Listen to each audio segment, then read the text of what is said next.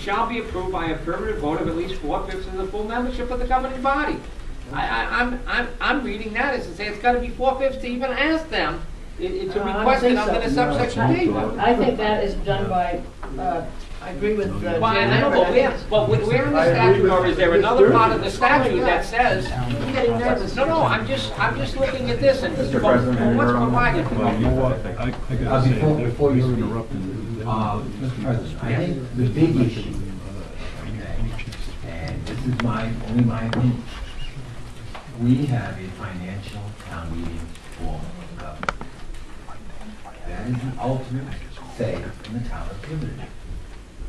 I mean, that's where we stand. Unless we are going to change how this town is governed, then this statute has to stay as it is. It's either the governing body, which could be the town council, or in those cities and towns that have a financial town meeting, then it's the majority of the electors present. Also.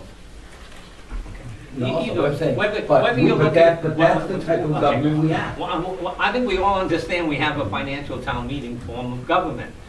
But the statute basically says that even if you have that form of government, you can't exceed the cap. The cap was to bring property taxes, or to keep the increase in property taxes to a certain level, and to try to reduce the large increases. So the state statute says, unless there's extenuating circumstances, here's 4 areas where there can be extenuating circumstances, you cannot exceed the 4.5%. That's the state statute. Whether you have a financial town meeting or you have a council form of government who approves a budget, you can't exceed the cap unless you have an extenuating circumstance. I think we all basically agree on that. We happen to have, 2 forms of government, shall we say. One that handles the everyday business, which is us, the town council, and one that handles that final financial decision, which is a financial town meeting. I agree with Cecil where it says shall also. When you put those words together, shall also, meaning somebody took an action, somebody else has to affirm the action. I mean, somebody could have told you anything they wanted to tell you about. I don't see it that way, but that's the way they wrote it. They probably should have changed the words rather than publish a second document. Again, I don't see in the statute a place, I see the 4/5. I'm not seeing anything where we can ask for with less. Does that mean when it comes down and the state says you could exceed by 8%, then we take another vote and it has to be 4/5 to make that request of the budget committee? Yep. That is what. I mean, that is what. That's the one thing that I really have to think about. Because it says specifically any levy pursuant to subsection D and so forth. I don't. And the levy may be something very, very different. The number may be very, very different from what we originally sent to Providence. Yeah, I think we're in agreement with regard to the majority vote on the request, okay? It comes back, we have met the burden, and they come back and say, okay, you are entitled to exceed the request based upon X, Y, and Z. What you're saying now is that when that docket goes to the financial town meeting, we say, okay. Now, if people said, no, we're not going to send it to that's where I have a little problem. You could have a special interest group.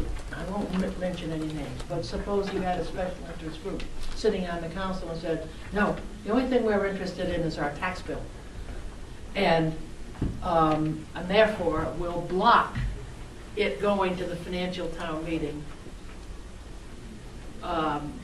2 people holding out. How would they do that? They would certify the levy by a 4-voice vote. Well, it would seem to me that if you are on a town council that by majority vote, at least ask the advice of the people in Providence as to whether this was an appropriate item to exceed the cap. That's all you're asking for. When it gets back to me, I think, gets back to us, I think then it's a question, okay, they agreed with us completely, well, that's good. let's see if we can get the 4/5 vote to actually get a vote on this with the financial town meeting. I don't see anything inconsistent with that. It may well be that Providence, as I said, comes back and says, you know, your numbers are too high, this provision isn't supported, this provision they isn't do. supported. We're gonna cut it in half, we're gonna cut it in a quarter. We may take a look at that and say, well, we can at least, you see, when they come back with a number, we have to get a 4/5 vote, I believe. We can then, within the number that they give us in Providence, we still have a lot of negotiating on the town council to do.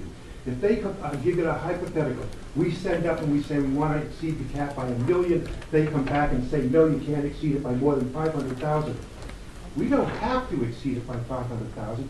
We could decide as a 4/5 supermajority, let's only go to 400,000, or 300,000, or 200,000. I think that's an entirely different issue. Well, but once we, well, I'll let somebody else speak to this, but I think that once you commit yourself and say, this is what we need, this is our request, and unless some intervening, and they said, no, we'll cut it back, I think you'd be hard pressed to cut it back further. You said, hey. Oh, I agree with the practical idea.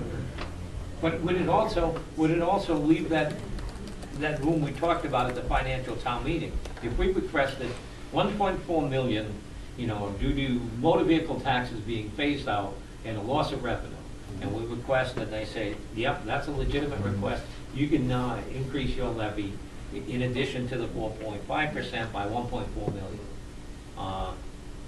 We as a council decide by that 4/5 vote, you know, we don't want to use that entire amount of that.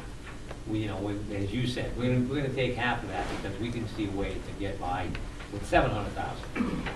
If it goes to the financial town meeting, would they then have the ability, even if we did a 4/5 super vote, to go to the financial town meeting and then pass a budget at the financial town meeting that went up to the number that was allowed by the state?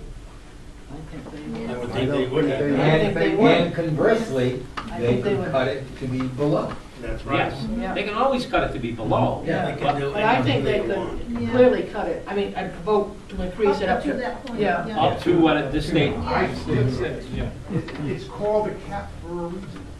And I believe the cap means, for subsection E, that unless we give them a 4/5 approval, the financial town meeting cannot by a majority vote approve that number or another. Yeah. We'll come back. I'm gonna open this up. Thank you. First of all, in that scenario that was just presented where you got approval for $1 million and you decided you wanted to exercise a $500,000 over the cap, and then the financial town meeting voted for the full $1 million. Jeff, could you identify yourself? Oh, I'm sorry, Jeff Karen, Tiverton.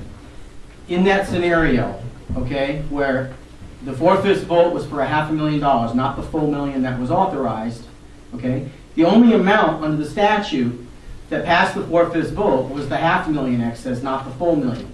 So I would argue simply that it has to meet both conditions of the statute, shall also. So the conditions of the statute are, if only a $500,000, if the council only does a 4/5 vote on a $500,000, that's all that's authorized. So I would argue that the FTM can't exceed that amount just by the structure of the statute. I also am not convinced at all in this room that everybody here is convinced that the state process will run the day, and I'd like to direct this somewhat, maybe through the chairman, to the solicitor. But in the situation where,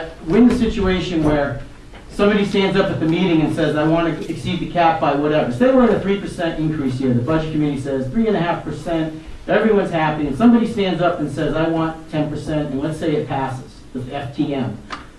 I'm not at all convinced that since the solicitor has ruled that the shall also doesn't apply like that in that case the solicitor wouldn't rule and say that it's allowed basically because he's already ruled on how that also should be interpreted. So I don't think it is clear in this room that everyone agrees that there's a process that needs to be followed from the state. We all know it's there.